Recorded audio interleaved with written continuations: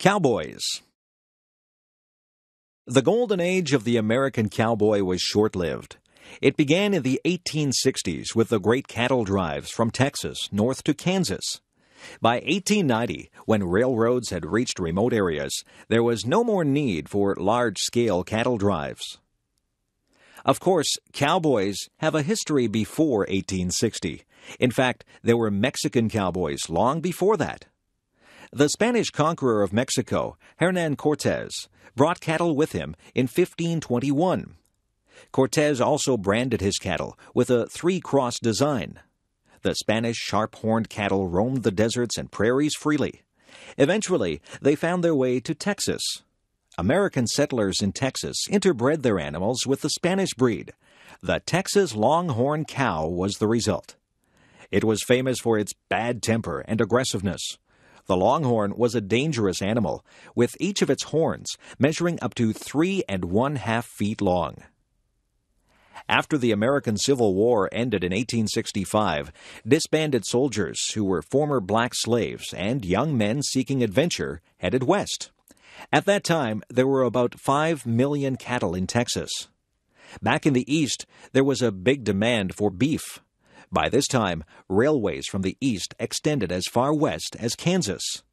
It was still more than 600 miles from South Texas to the railway. Between the two places, there were rivers to cross, Indian tribes, badlands, and other problems.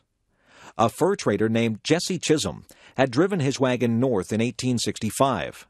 Cowboys and cattle followed the Chisholm Trail north to Abilene, Kansas. This cattle trail became the most famous route for driving cattle until it was barred with barbed wire in 1884.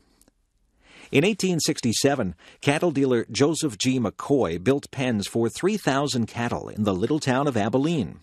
Soon, Abilene was the most dangerous town in America. After the long cattle drive, cowboys who had just been paid went wild. Sheriff Wild Bill Hickok tamed Abilene in 1871 by forcing cowboys to turn over their guns when they arrived in town. Other towns replaced Abilene as the wildest town in the West: Newton, Wichita, Ellsworth, and Dodge City.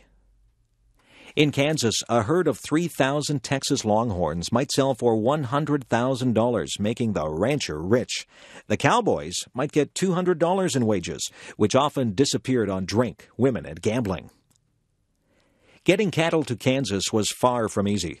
One of the biggest difficulties was getting the herd across rivers, especially when the river was high. There were no bridges. In 1871, 350 cowboys driving 60,000 cattle waited 2 weeks for the water level in the Red River to go down. Food for men and animals was also difficult to find at times. An early cattleman developed the chuck wagon, which were both a supply wagon and a portable kitchen. In the 1870s, there were probably 40,000 cowboys in the West. After the prairies were fenced in, there was less work. Large ranches still employ cowboys to round up the cattle for branding or for sale. Even today, about 20,000 cowboys still work in North America.